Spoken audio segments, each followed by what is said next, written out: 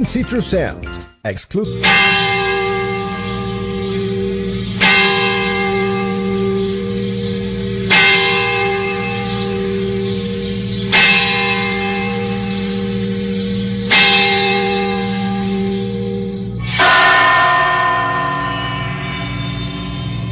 The angel of the Lord declared unto Mary, and she conceived by the Holy Spirit.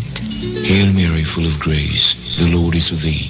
Blessed art thou among women, and blessed is the fruit of thy womb, Jesus.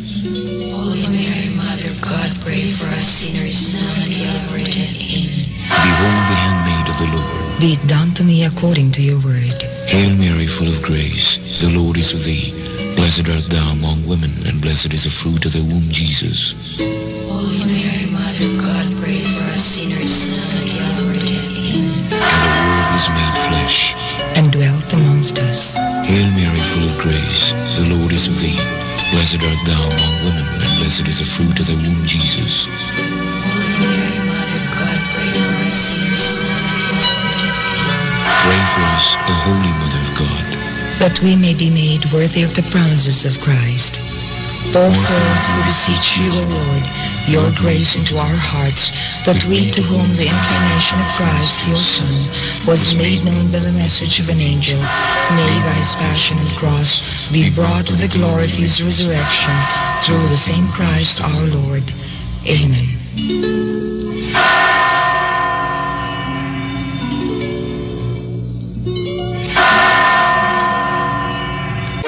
Ito ang bagong radyo ng Sambayanang Pilipino. Radyo Bandera. Tahanan ng mga balitang totoo, musikang bago, at may serbisyo publikong taos sa puso. 88.7 Radyo Bandera. Iwawagayway ang bandera ng malayang pamamahayag. Bandera Balita ngayon! Radyo Bandera COVID-19.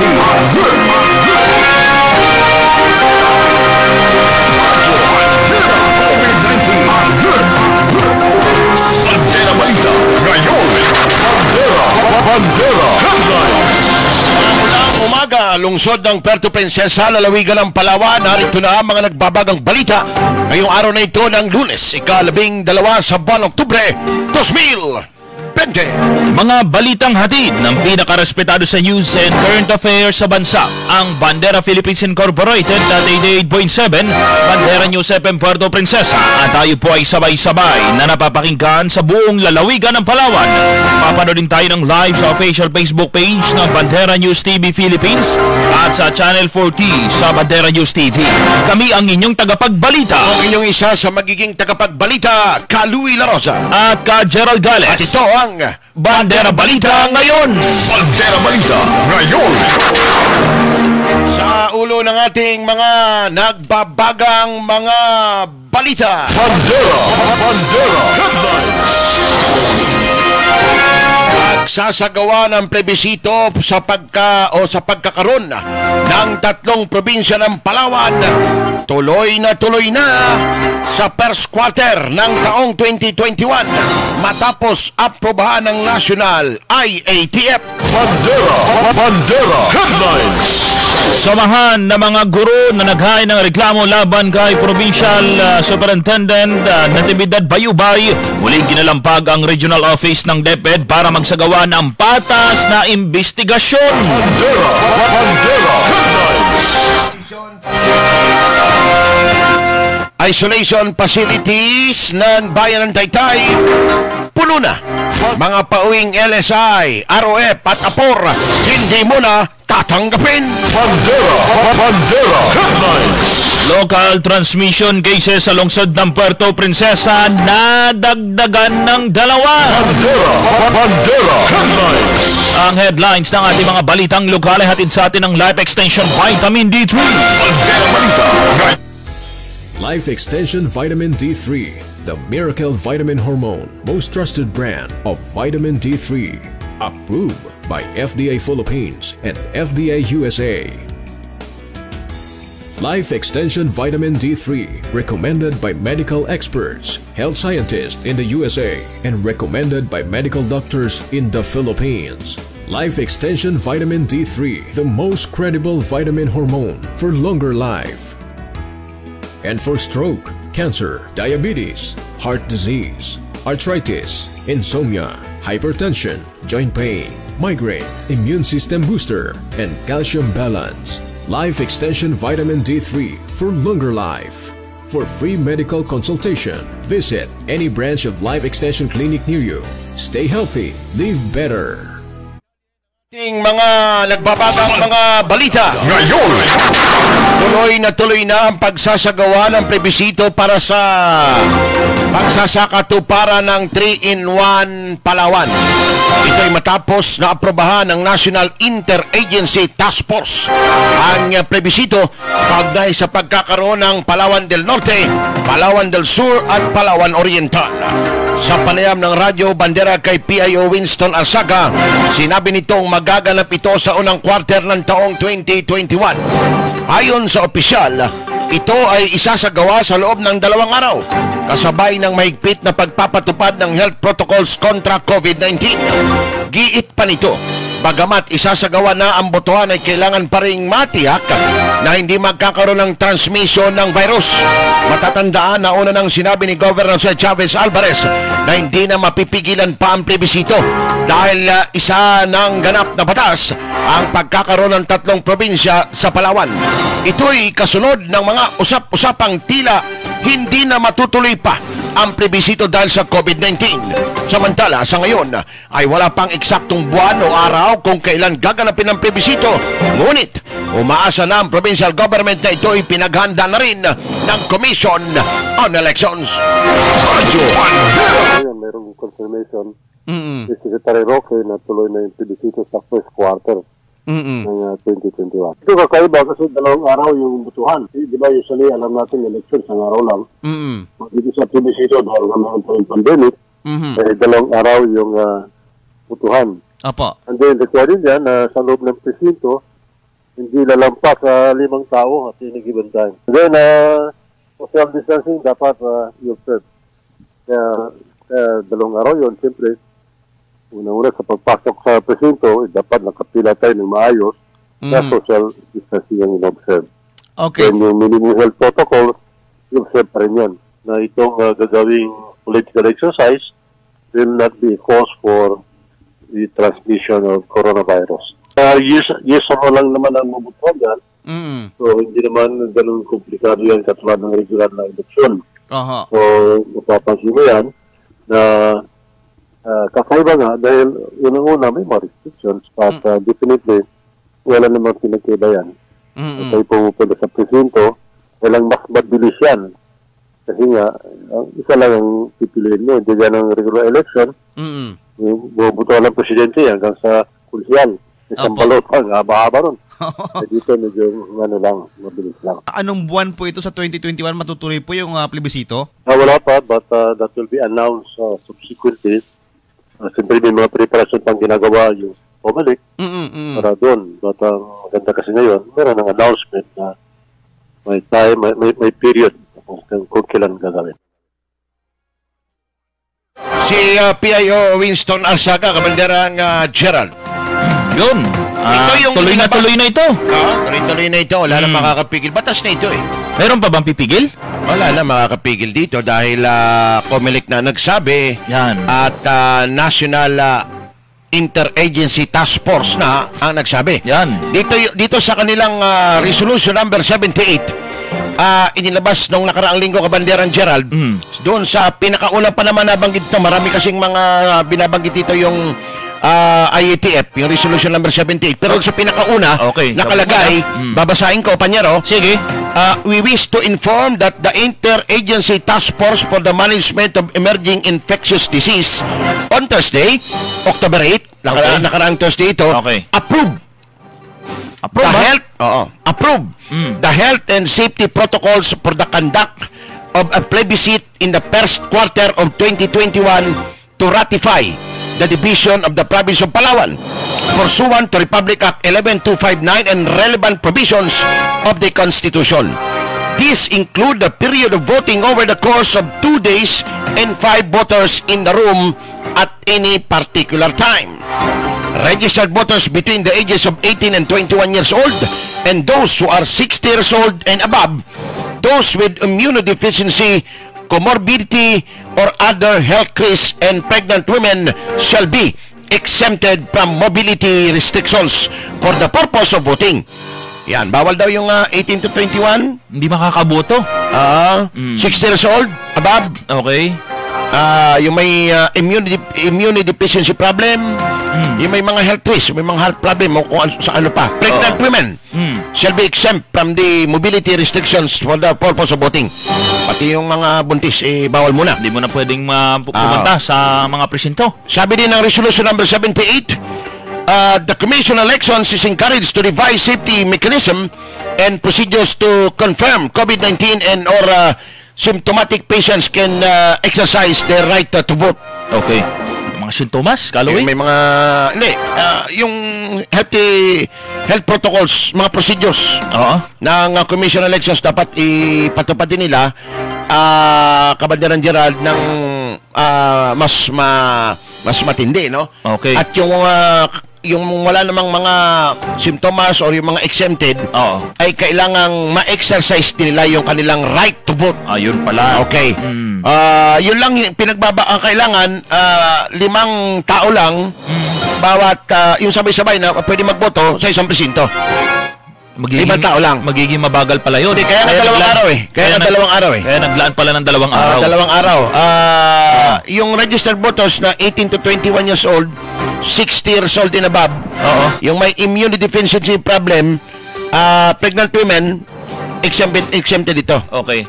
Sa bagay, mabagal, 5 lang, Kaloy. Hindi rin siya magiging mabagal kasi nga naman ang boto natin ay yes or no lang. Yes or no, mabilis lang ito. Hindi na katulad ng ordinaryong yung regular election. Na maraming may governor, mayor, congressman, sa bayan, matagal. Mahaba yun eh. Halimbawa, yung mga national elections, presidente, vice president, senator. Matagal. Ito, 2 lang pipili mo. So, kung 5 lang, bawat isang classroom, hindi ka na mag-iisip eh. Pagpasok mo sa classroom, di ba? Sa tagal ng haba ng labanan na ito, yes or no lang eh. Mabilis na ito, Kaloy. Hindi ka na mag-iisip doon. Doon pala nakapila ka lang, alam mo na kung yes ka or no ka eh.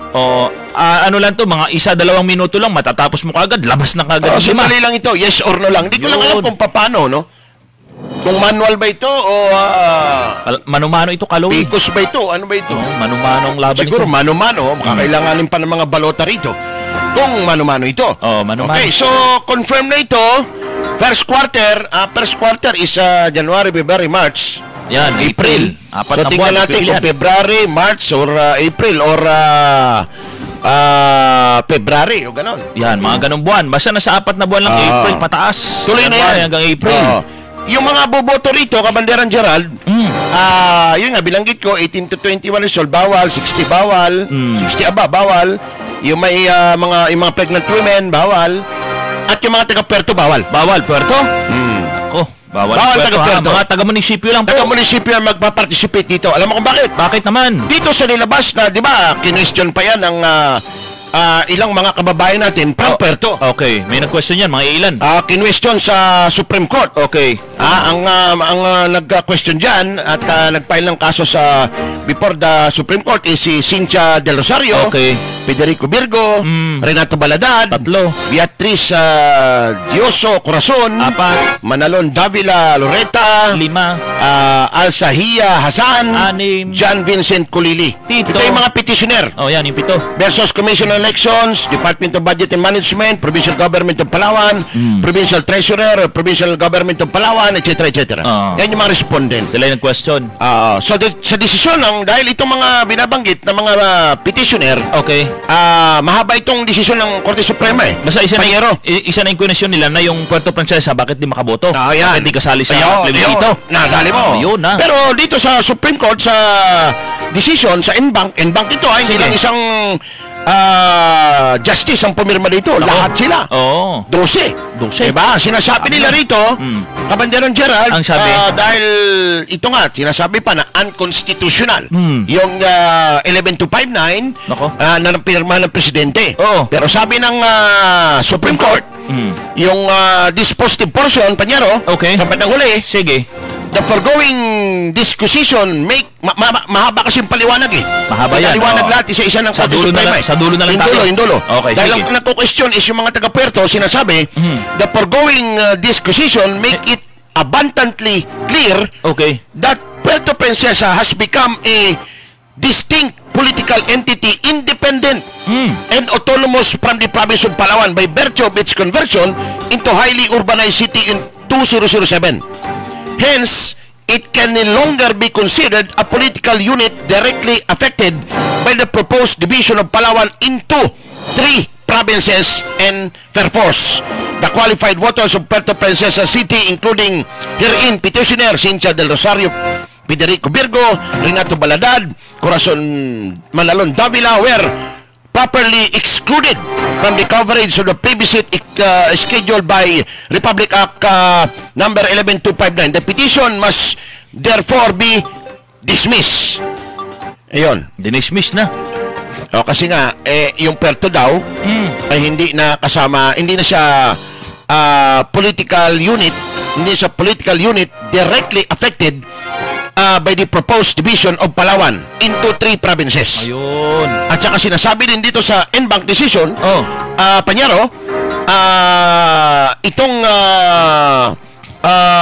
mga petitioner, yung mga petitioner ay hindi na qualified voters ng probinsya ng Palawan. Kung hindi, sila ay qualified voters ng Puerto Princesa. Yan. Miwalay na kasi tayo eh. Isa sa naka-apekto na ito nga kasi dapat yung mga ibang nagreklamo siguro outside of Puerto. Mga taga-Taytay, taga-Brooks, taga-Rojas. Wala eh. Pagdating sa munisipyo, wala tayong nakikita mo reklamo. Nasilip nung Supreme Court sa aking pagkakaintindi na itong mga nagreklamo ay hindi na direktamenteng maapektuhan nitong pagtatatlo ng Palawan. Ayun. Kasi sila ay registered voter ng Puerto. So parang sinasabi, paano ka makaapektuhan na ikaw ay taga-Puerto nitong pagtatatlo ng Palawan? Oo nga naman. So kung merong mga nagreklamo, siguro yung mga taga-Brooks, taga-Oriental, Palawan, yung mga taga-Rojas or taga-Taytay. Dapat sila mismo yung mga direktang naapektuhan. Mga taga-munisipyo, hindi mga taga-munisipyo. Ibig sabihin, nung dinismiss itong kaso na ito ng en banc, kanilang sinisigundahan itong pag-aproba ng batas sa pambansa 11259. Yung pagtatatlo ng Palawan dahil ito'y isa ng batas at pinirmahan ni Pangulong Duterte bago pa nakapunta ng Supreme Court. Ayun. Ito yung sinasabi natin na hindi pipirma ang isang presidente kung kulang-kulang ang mga prerequisite ng mga probisyon na kailangan para maisakatuparan at maisabatas ang Republic Act 11259. So ibig sabihin, from the start, simula doon sa barangay, simula doon sa Sangguniang Bayan, mapunta ng Sangguniang Palalawigan, pumunta ng Kongreso, pumunta sa isang divisyon ng Kongreso, at binalik sa plenaryo, at napunta ng Senado, pinirmahan ng Presidente. Bago pirma ng Presidente, dumaan sa legal division ng Malacanang bago pirma ng Presidente. Hindi pipirma ang Presidente kung siya ay sasabit dito sa mga batas pambansa na kanyang pinipirmahan pa niya. Hindi lang Presidente yun, bugado rin yun eh. So, ibig sabihin, lahat ng mga dinaanin nitong 11259 hanggang maaprobahan ng IETF at inaprobahan at inuutosan na ng IETF na magsagawa ng mga measures na ang COMELEC sa first quarter ng 2021 para maisakatuparan itong plebisito ay naayon sa batas. Yan, Okay? So, yung sinasabing itong batas na ito ay minadali, itong batas na ito ay unconstitutional, Kabanderan Gerald, yun ay mga mga fake news kung tawagin. Kasi hindi totoo na ito ay unconstitutional. Bakit? Kasi inaprobahan na ng Supreme Court eh. Sila na yung pinakamataas na korte sa ating bansa. Kaya nga. At sinigunda nila yung 11259 na pinirmahan ng Presidente, Kongreso at ng Senado. Ganon, Tsaka nakakapagod na. Ang haba na ng proseso. Ibigyan na natin sa taong bayan ito. Okay. Mag-desisyon na yung ating mga kababayan. Isa sa naka-apekto nga rito sa mga petitioner ay mga taga-Puerto. So kung Puerto. mayroong mang direktamenteng makaka-apektuhan ito, yung mga nandoon sa affected areas. Katulad halimbawa ng Palawan del Sur, Brooks Point, Palawan Oriental, Rojas, Yan. Palawan del Norte, yung mga nandoon sa Taytay, hanggang doon sa may bahagi ng Coron. Ganun. Pero ni isang mayor dyan, mukhang wala naman tayo nadidinig na reklamo. At saka umiikot naman tayo, yung mga residente, di ba? Oo. So yung pagsasabing, bakit kaming mga taga-Puerto ay hindi ninyo pinagbigyan na makaboto rito at hindi kami pinagbigyan mag-participate, yung aming karapatan na bumoto ay nawala sa amin. Actually, kung titingnan natin ang istorya ng Puerto at ng probinsya, tayong taga-Puerto ang unang humiwalay sa probinsya. At hindi rin naman natin nakonsulta At ang sila. mga taga-probinsya ng panahon na yun, panahon yata ni Badong Socrates yun, ni Gob, or ni Joel Reyes, nang humiwalay na yung mag-HUC na ang Palawan, hindi nga nagreklamo ang mga taga-probinsya. Supposed to be, magreklamo ko sila kasi maka-apekto yung paghiwalay ng Puerto sa Palawan dahil doon sa mga pondo. Okay, liliit yung pondo. Lumiit. Okay. Yung para sa kanila. Di Diba? Pero hindi sila nagreklamo. Pero walang reklamo sa Supreme Court, sa korte na hindi pwede niyong ihiwalay ang Palawan, ang Puerto sa amin dahil ang probinsya, ang ating sa mapa, isang isla lang tayo, Palawan yan eh. Dapat. Paano pwede naman questionin ng ganun? Pero hindi na kumibo ang provincial government. Yung panahon ni Joel Reyes, panahon ni Balong, Kabanderan Gerald, hindi na. Dapat pala yung mga petitioner nung time na yun, doon sila nagreklamo. Kung sasabihin natin ngayon na ito komentaryo lang. Okay. Kung sasabihin natin ngayon na bakit sinikil nyo ang damdamin ng taga-Puerto? Bakit hindi nyo kami pinagbigyan? Diba? Bakit hindi kami isasama dito? Paano naman yung damdamin namin? Pag yan sinabi. Yung sinabi ko, yun ang sagot dun eh.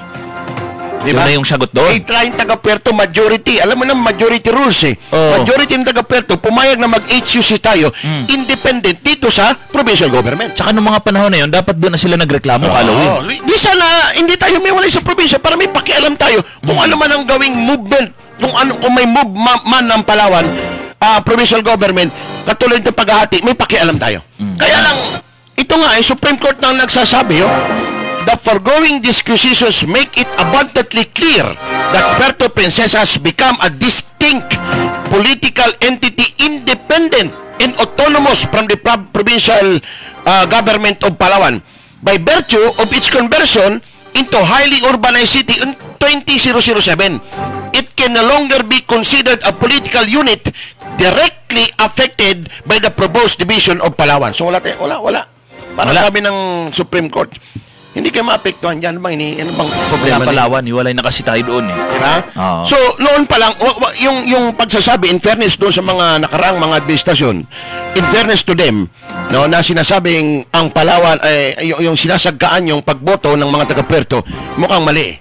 Mukhang mali yun. Mali yun. Kasi tayo nga, balikan natin ang history, tayo ang humiwalay sa provincial, tayo ang umayaw. Kumbaga, tayo ang nakipaghiwalay sa provincial government. Ngayon, ibabalik natin. Bakit hindi nyo kami pagbigyan bumoto? Majority ng taga-Puerto ayaw na sa provincial government. Oo nga naman. Diba? Ito rin ang sinasabi ng Supreme Court. Okay? So, ang gawin natin dito, hindi tayo dapat mag-away-away dito. Wala na. Tapos Ganito na yan eh.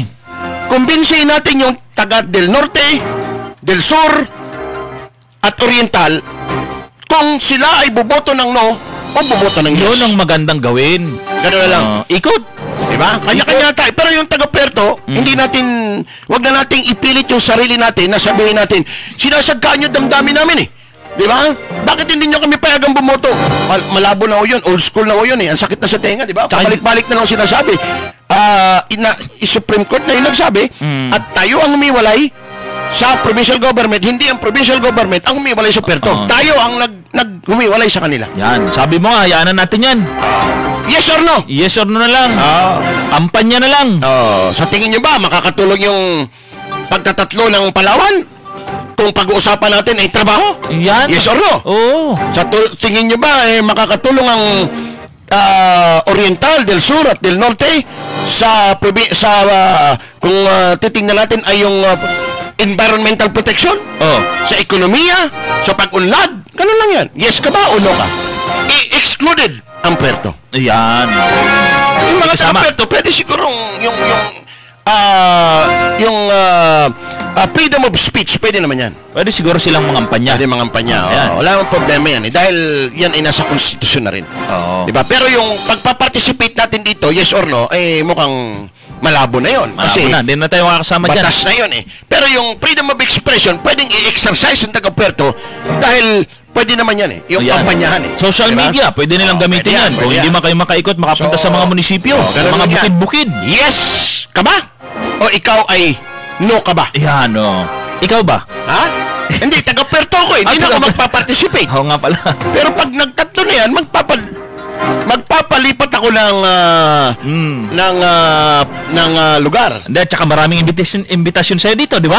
Pag-ikot tayo, pag-ikot natin, ang gusto rin naman nila. Ako taga-Puerto ko, pwede ako magsalita kung anong gusto ko, pero hindi ako pwede mag-participate.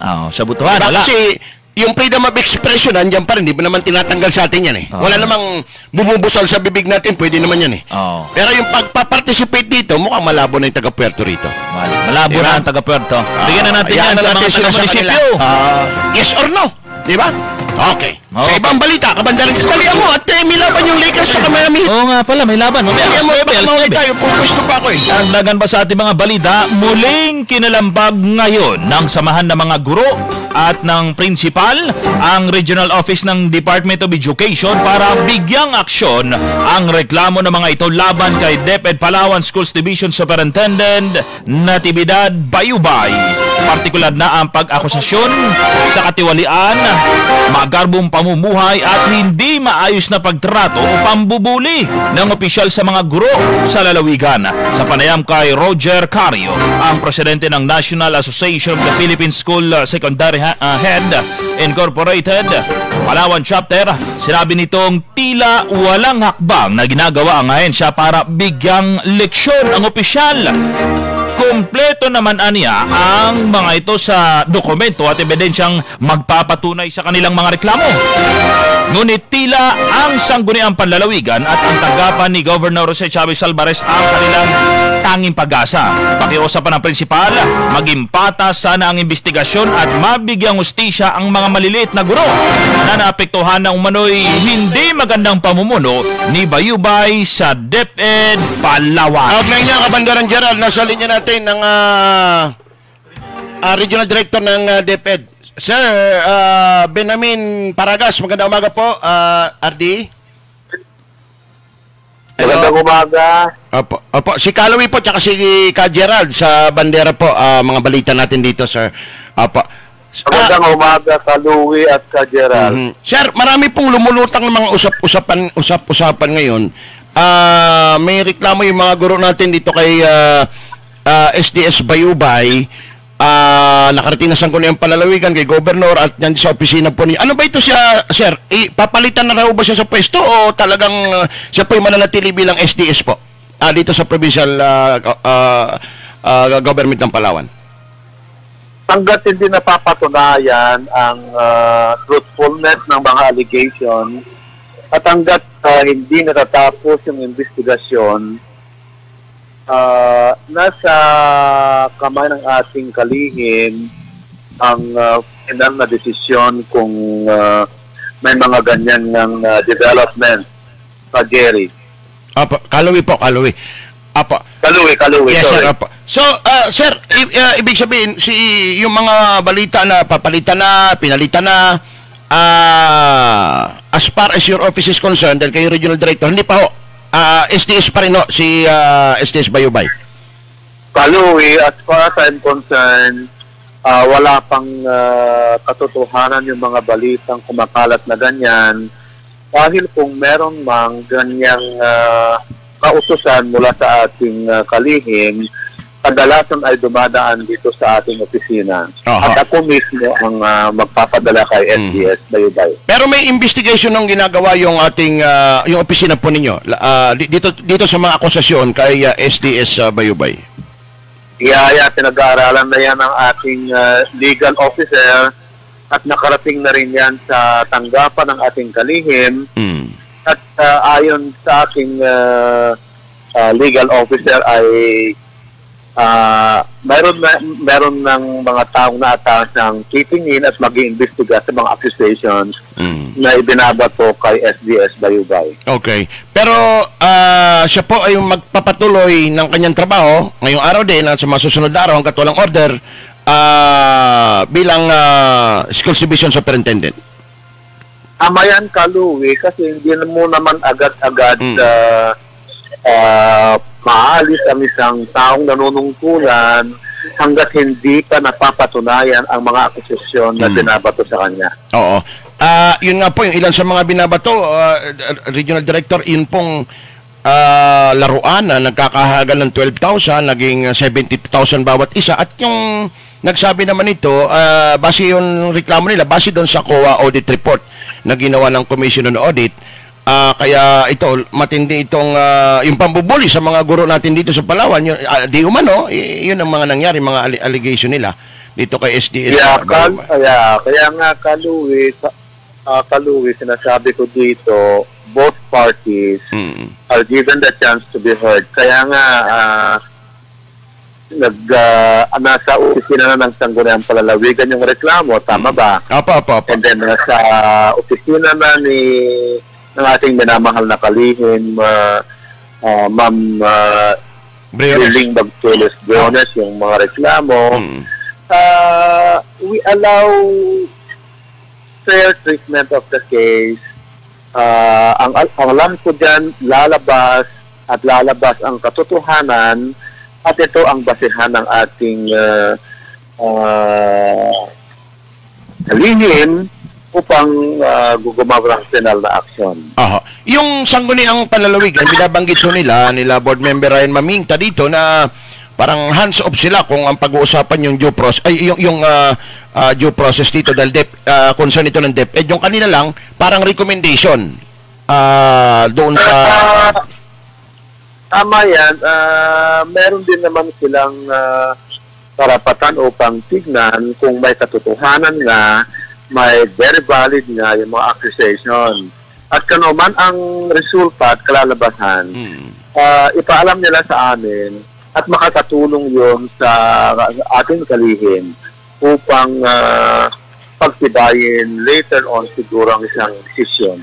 Okay. So halimbawa, merong lumabas na resolution from them, Sangguniang Palalawigan, naka-address sa inyo kay Deputy Secretary Briones, ay makakatulong sabihin natin makakatulong doon sa investigasyon ginagawa po ninyo. Tama yan, Kaluwi. Tama yan. Ano pong mensahe po ninyo, Regional Director, sa ating mga guro sa lalawigan ng Palawan at sa mga kababayan natin, sa mga magulang na rin na naapektuhan ng mga usapin na ito?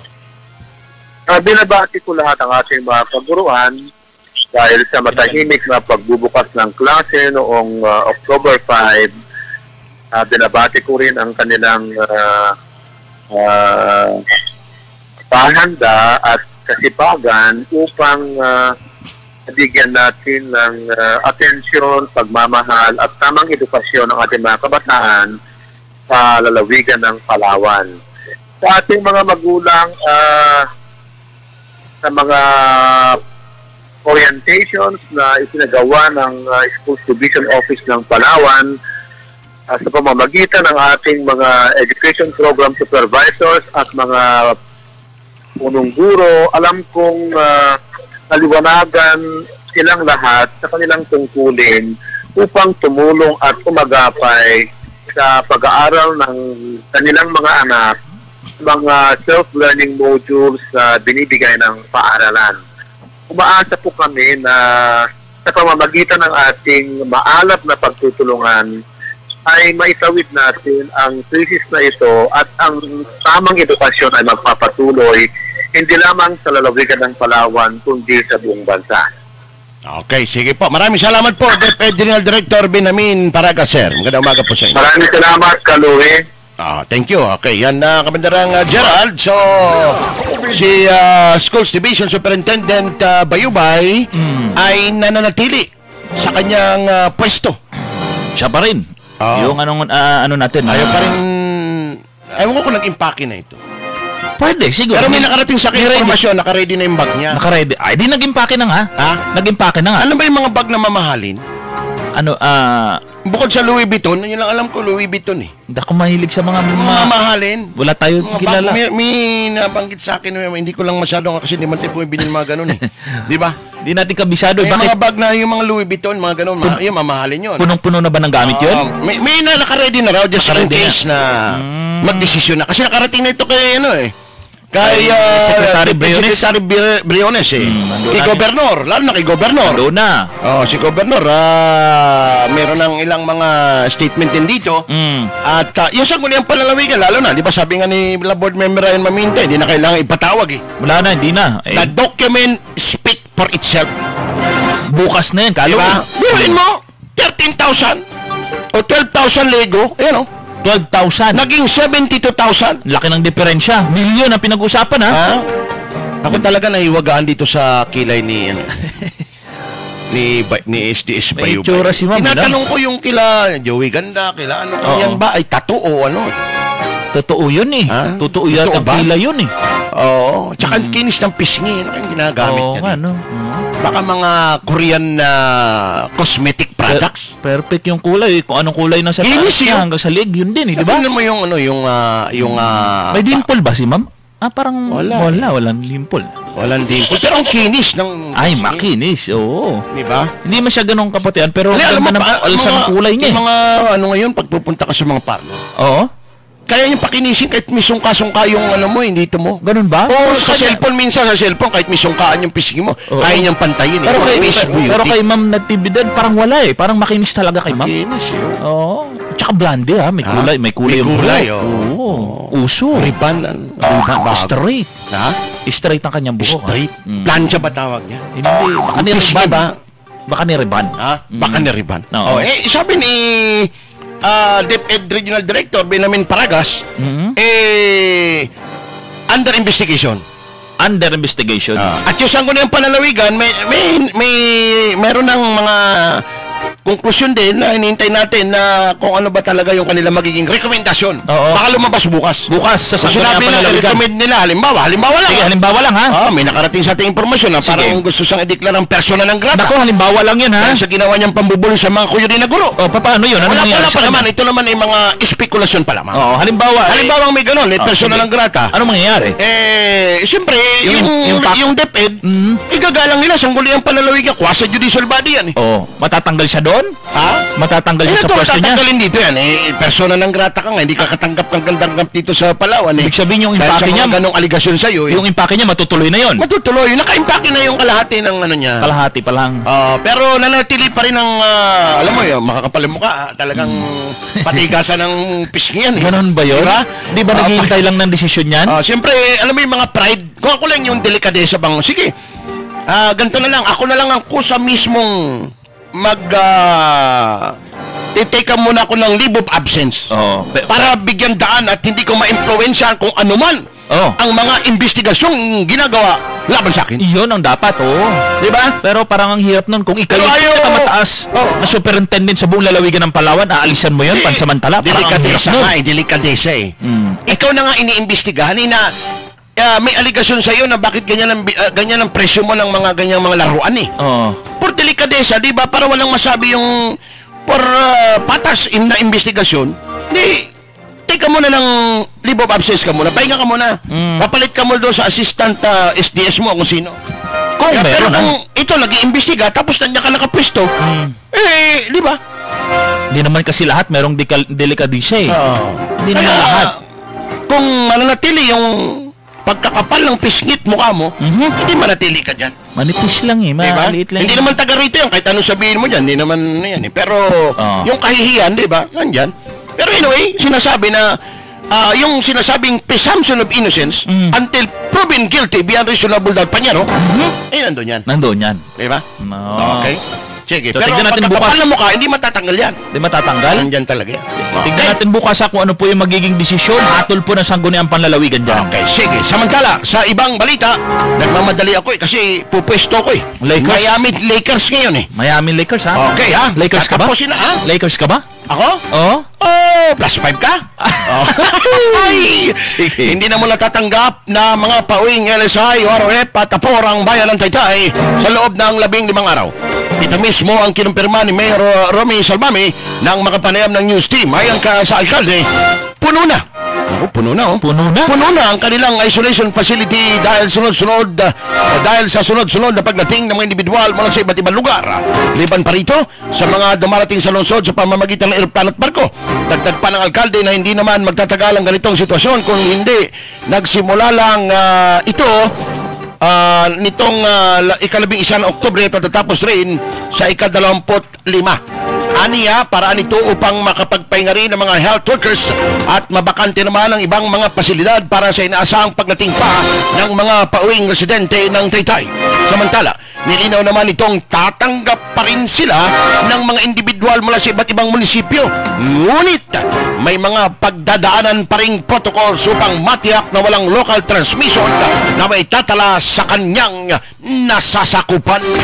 So, kasi puno ng isolation area natin at hindi lang kasi mayroon kasi tayo nang gagaling ng Liminangkong, Maynila, to Liminangkong, maliban pa po sa Puerto. Pag medyo nagpapanabay, napupuno, hindi po natin ma-control din ang pag-uwi ng tao. At saka minsan, mayroon pa pong sumisingit na nanggagaling ng Puyo, saka Coron, na may mga locally transmitted na COVID. 15 days lang naman hinihingi namin.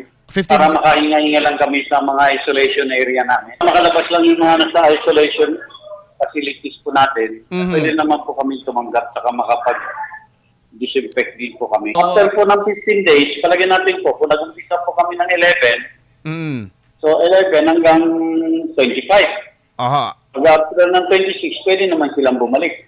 Ayun, okay. So, opo. Hindi naman po ito sabi na habang may COVID po, kung hindi 15 days lang po hinihingi namin na makalabas lang po yung mga dati na sa loob na ng facilities. Babawal din po ba natin yung pumasok po sa Taytay, yung pong mga taga-ibang munisipyo, Mayor? Hindi naman po. Basta may tama lang po silang protocol sa atin.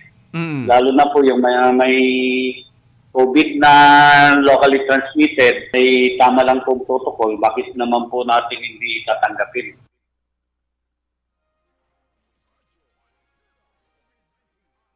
Samantala, muling nakapagtala ng local transmission cases sa Barangay San Jose. Sa pinakahuling update ng City Incident Management Team at ng City Information Office, nadagdagan ng dalawa ang kaso ng COVID-19 sa Barangay San Jose, partikular na ang mga nahawa sa unang ng mga nagpositibo sa virus. Base sa talaan, ang dalawang kaso ay kinabibilangan ng isang 36 na taong gulang na babae at 15 taong gulang na lalaki. Tatandaang mayroon ng naunang local case sa San Jose kung saan isang 23 taong gulang na lalaki at empleyado ng Delta P na at kasama rin ang 22 taong gulang na babae na nagtatrabaho sa isang department store at nasundan pa na nagpositibo ng 25 anyos na lalaki at 40 anyos na lalaki pa rin na nagtatrabaho sa nabanggit na power company. Samantala sa ngayon ay umakyat na sa 13 ang local cases ng COVID-19 sa lungsod. Kabilang naman ito sa 23 aktibong kaso ng COVID-19 sa Puerto.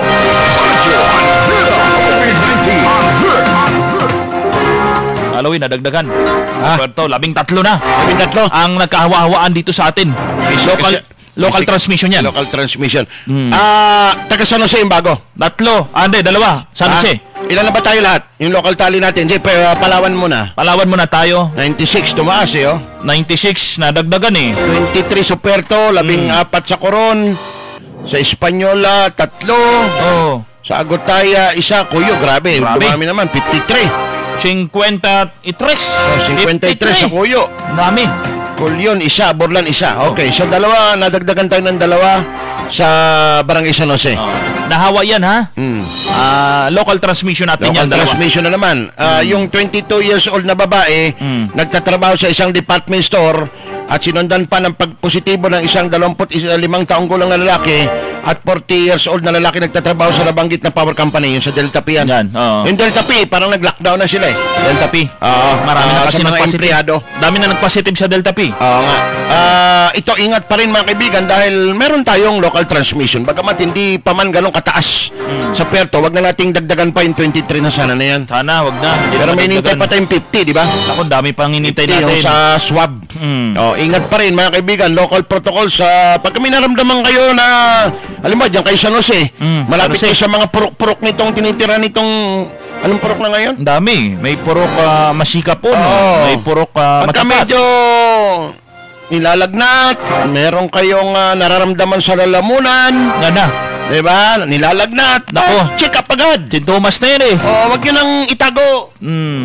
Punta kayo sa Barangay Health Center. Pa-check up agad. Mahirap na. Baka mamaya pati pamilya nyo, mahawa nyo pa. Ako, para lang makasiguro kayo. Kayo lang ang ina-isolate, pati pamilya nyo, ina-isolate na rin. Nako. Diba? Pagka ganyan, pa-check up agad. Ngayon, para hindi na tamaan, palakasin ng resistensya. Yan. Diba? Anong kailangan nila? Palakas ng resistensya. Pagka vitamin C, siyempre, kailangan niya yung Doctrice. Yun ang kailangan. Vitamin C, di ba? Vitamin C. Napipili yan sa mga pangunahing butika dito sa lungsod, ha? Doctrice C. Hindi lang yung COVID ang iniingatan natin. Pati itong mga high blood. High blood? Nako, diabetes. Kailangan na, diabetes. Yan. Kailangan natin yan, DTX 500. Yun. Makakatulong magpalakas ng atay sa pamamagitan ng pagpapalabas ng mga toxin. Galing sa ating mga iniinom. Yun. At kinakain araw-araw. Yun. DTX 500 may pinakamataas na ORAC value, isang powerful antioxidant na nagwawalis ng mga free radical sa ating dugo. Isang compound na yun pa yung sumisira sa ating atay. Para iwasan ng fatty liver, yung pamamagaho ng atay, at nagbubunga ng bato sa abdo, at mga liver cirrhosis o yung liver cancer, mag-DTX 500 ka na plan. At saka yung mga kaibigan natin, na may mga heart problem. Nako, wag yung baliwalain yan. Nako. Pa-check up kayo. Libre naman, ha? Diyan sa may Life Extension Clinic, second floor, Chinatown Center. Yan. Speaking of Chinatown Center, Kabajaran Gerald. Ano meron dyan? Ano meron? 1073 days. Na lang, Pasko na eh. Nako, 73 days na lang. Pasko na. Naghanap ka na ng pangregalo kaagad eh. Meron yan, dapat. Chinatown Center. Chinatown Center, mabibili niyo yung mga cellphone, appliances, marami pa iba. Mga laruan pambata, meron yan. Kompleto na yan, one-stop shop. Chinatown Center. Panregalo. Regalo, nandiyan na lahat yan, ha? Kabanderang Gerald, ha? Okay. At nais natin pasalamatan ngayong linggo. Maaari nang matikman, ha? Ano? Yung pinakamasarap na lechong manok. Wow! Ngayong linggo na. Mabibili niya sa Chickboy. Chickboy. Ano ba yung Chickboy? Ano yan? Chicken at baboy pinagsama. Ibig sabihin yan po at manok. Lechon Chickboy o Chickboy. Maraming salamat kay Sir sa Luigi Motor Shop. Yan. Luigi Motor Shop. Yan. Ang Luigi Motor Shop ay tumatanggap po ng mga yung gusto mo magpagawa ng sakyan. Kahit anong sakyan, BMW, nako, Ferrari, Nissan, Ford, lahat. Yun. Ng uri ng sakyan, overhaul, o gusto mo yung pa-overhaul, pag gusto mo may misira o ano, pwede. Dalhin mo, kung hindi, papintura mo, may nagasgas. Pwede rin pala. Dalhin mo kay Luigi Motor Shop dyan sa may Santa Monica. Pambira. Salamat sa inyo at kay Miss Noriam. Marami niyan, yung mga nasasagi-sagi yung sasakyan, may gasgas na gusto nyo ipa-repair, papinturahan ulit. Pwede yan. Meron yung gumawa ng ating lechonan ng manok cart. Yan. Lechon Chickboy. Negosyo para sa empleyado ng Radyo Bandera, ha? Yan. Saan matatagpuan itong Lechong Chickboy?